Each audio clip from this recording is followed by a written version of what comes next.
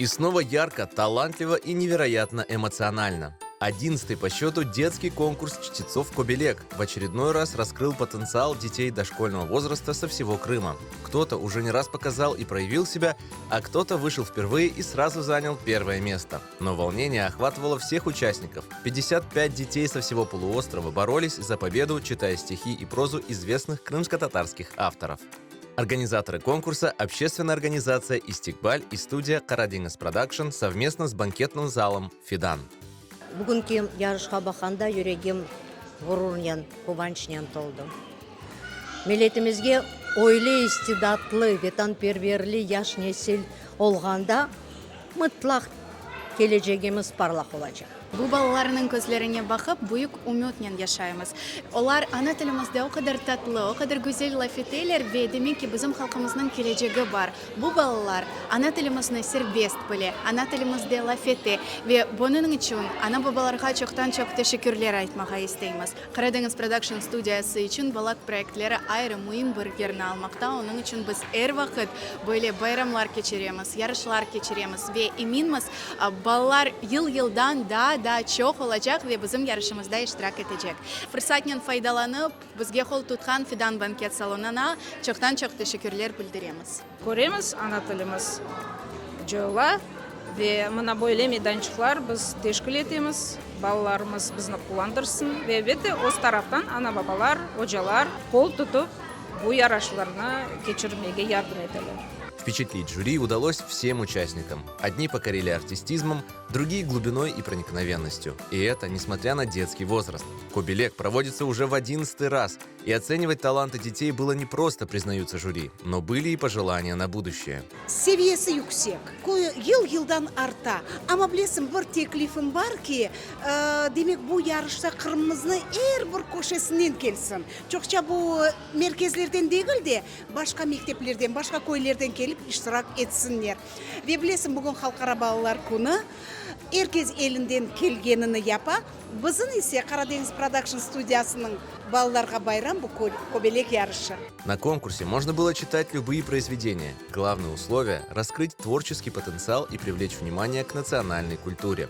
В произведения известных авторов дети вложили особый смысл и свое понимание. Выбрать победителей было сложно, но все же пришлось. Так в возрастной категории от 2 до 4 лет победил Саид Усеинов.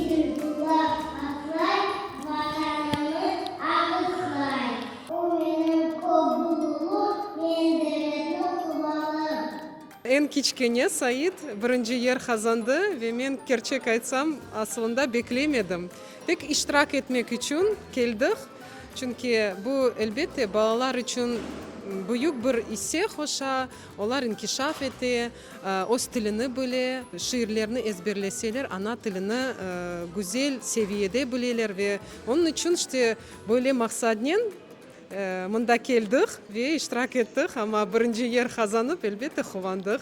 В категории от 4 до 5 лет лучшим стал Азиз Кайданов.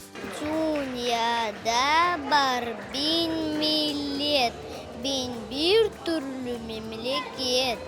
Milletin batili candan aziz.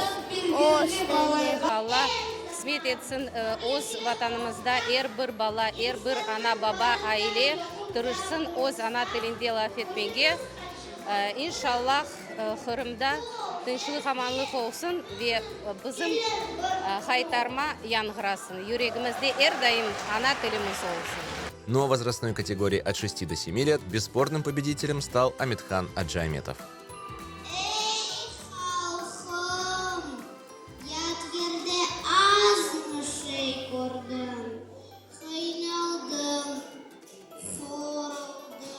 Biz балаларға ана тілімізді ашлаймыз. Sevgi, vatanға, тілге ашлаймыз. Çünkü бала ana tilinden her şey Kur'an'dan başlay. Балалар ана babadan örnek alsalar, öğrenseler, geleceğimiz pek büyük olacak.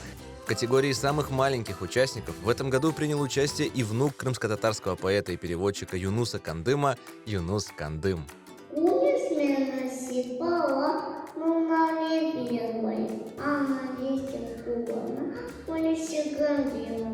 Конкурс «Кобелек» традиционно провели в формате большого детского праздника, и каждый участник, несмотря на победу и поражение, ушел с подарком и хорошим настроением, которое детям обеспечили организаторы мероприятия.